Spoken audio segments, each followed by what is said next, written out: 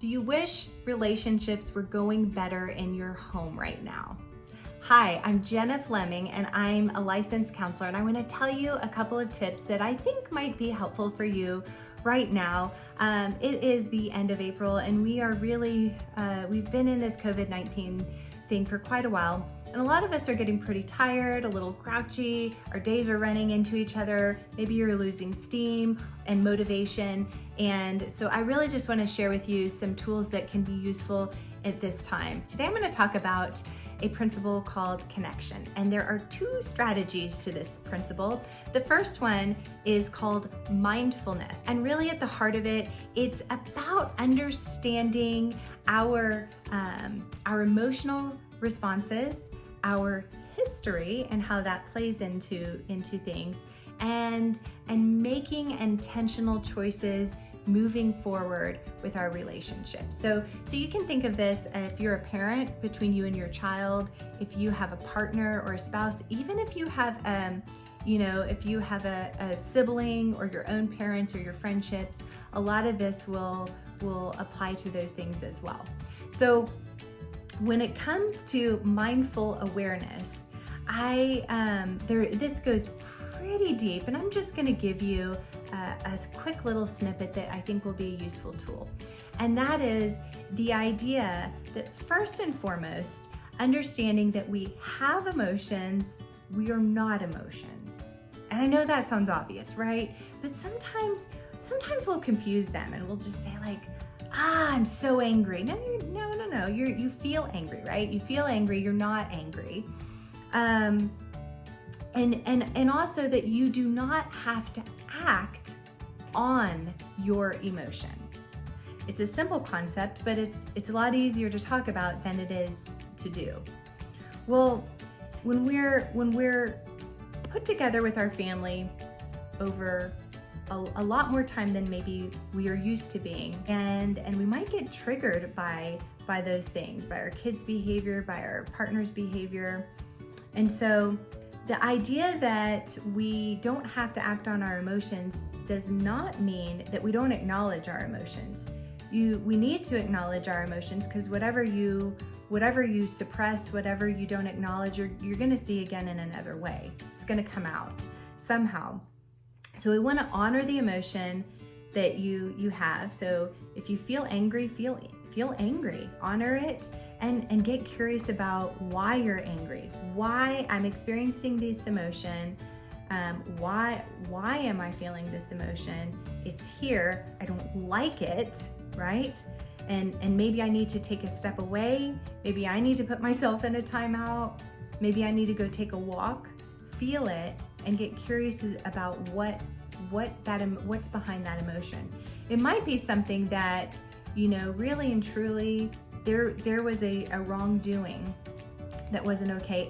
It could also be something that was triggered by something in the past, something that happened in the way your interactions were with your parents as a child, or past relationships you've had. So emotions are not actions. We have emotions, but we choose our actions. And that's really the first strategy in mindfulness, is that we understand that we have emotions. We are not our emotions, and that we want to move forward by parenting on purpose and being a spouse on purpose, and we want to act in a way that is mindful.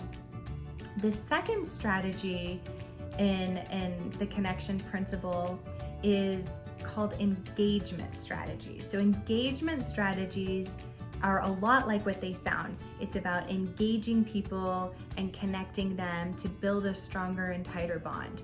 And it's really neat because a lot of the engagement, there's 5 of them, they're very specific, actionable, and there's really cool neuroscience too involved as to what it does with us as far as building trust. It's almost like you're taking a shortcut in strengthening relationships. So let's talk about it. There's 5 different engagement strategies to TBRI. The first one is healthy touch.